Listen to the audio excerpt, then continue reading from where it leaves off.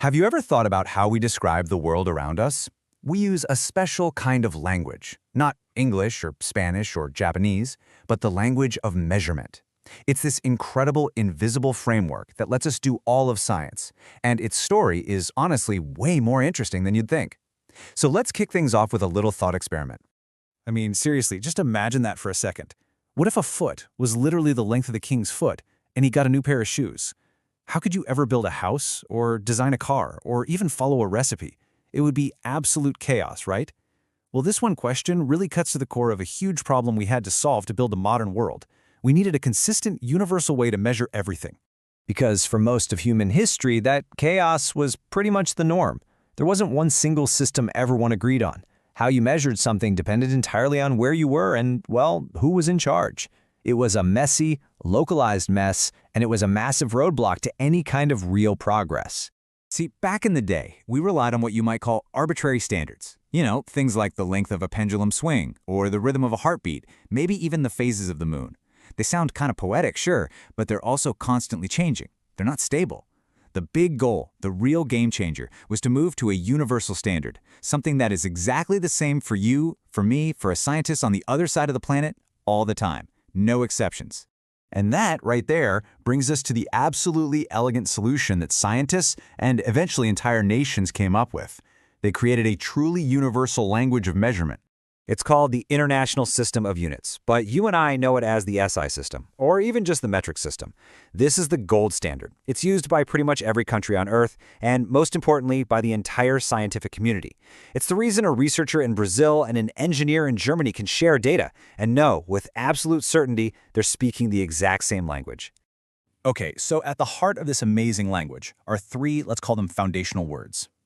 These are the fundamental quantities that we use to build up our description of pretty much everything in classical physics.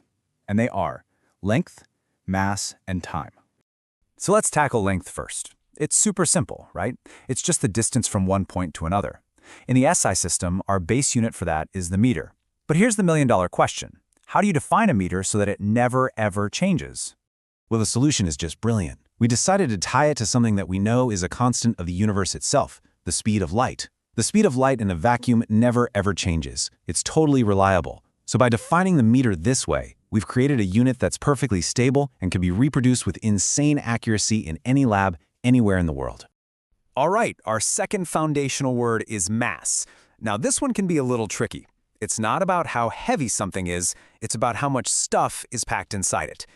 A better way to think about it is its inertia, how much it resists being pushed or, getting moved. And the base unit for mass is the kilogram.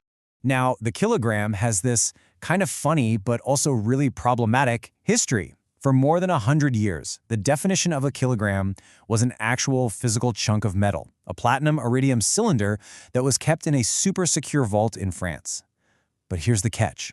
They discovered it was losing tiny, tiny bits of mass over time. This is the perfect example of why you can't tie a universal standard to a physical object. So just recently, it was completely redefined based on a fundamental constant, just like the meter, to make it perfectly stable forever. And this brings us to a super important point. Please, please do not confuse mass and weight. They are not the same thing. Your mass, the amount of stuff you're made of, is the same whether you're on Earth, on the moon, or floating in space. Your weight, though, is the force of gravity pulling on that mass. So yeah, you'd weigh a lot less on the moon. But an astronaut in space still has to push way harder to move a 10-kilogram tool chest than a 1-kilogram screwdriver because their mass hasn't changed at all. And that brings us to our third and final foundational word, time. The duration between two events. It's so fundamental that we use it to define all sorts of other things, like speed and acceleration. So getting this one right is absolutely critical. And its SI unit is, of course, the second. So, how do you define a single second with perfect, unshakable precision? Well, you start with a number, a really, really big number. Over 9 billion. What on earth could this possibly be referring to? It's the number of vibrations or ticks of a cesium atom. That's right, A single second is officially defined as the time it takes for a cesium-133 atom to oscillate between two energy levels exactly 9,192,631,770 times. It's this mind-boggling atomic-level precision that makes modern tech like GPS possible. Without it, your phone would have no idea where you are. Okay, so we've got our foundational words, the meter, the kilogram, and the second. But a language with only 3 words isn't very useful, is it? We need some grammar to make it work. And in the world of measurement, that grammar comes in the form of prefixes. This super simple yet powerful system of prefixes lets us scale our language up or down with zero effort. We just stick kilo on the front of meter to talk about 1,000 meters for a long distance, or we use milli to talk about 1,000th of a meter for something tiny. It's just an incredibly elegant way to handle measurements all the way from the cosmic scale down to the microscopic. So what happens when you bump into a completely different system of measurement, like the US customary units, inches, pounds, gallons? Well, you have to be able to translate. It's kind of like speaking different dialects of the same core idea. And one of the most powerful tools for this is something called the factor label method. Basically, you multiply your number by a series of conversion factors, which are really just clever ways of writing the number 1. You set it up so that the units you don't want cancel each other out, leaving you with only the units you do want. It's a fantastic, systematic way to make sure you don't mess up the conversion. But there's a catch. This awesome method has one little weakness.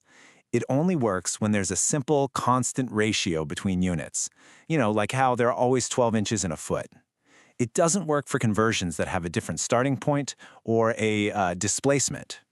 And a classic example here is temperature. You can't just multiply Celsius by a number to get Fahrenheit, because those 0 points are in totally different places. 0 degrees Celsius is freezing, but 0 degrees F is, well, really cold. You have to use a specific formula like this one. It's a super important exception to remember. So, as we start to pull all this together, it becomes pretty clear that this isn't just a boring set of rules you have to memorize for a science class. This stuff is the invisible foundation that our entire modern world is built on. So, what's the big picture here? What should you take away?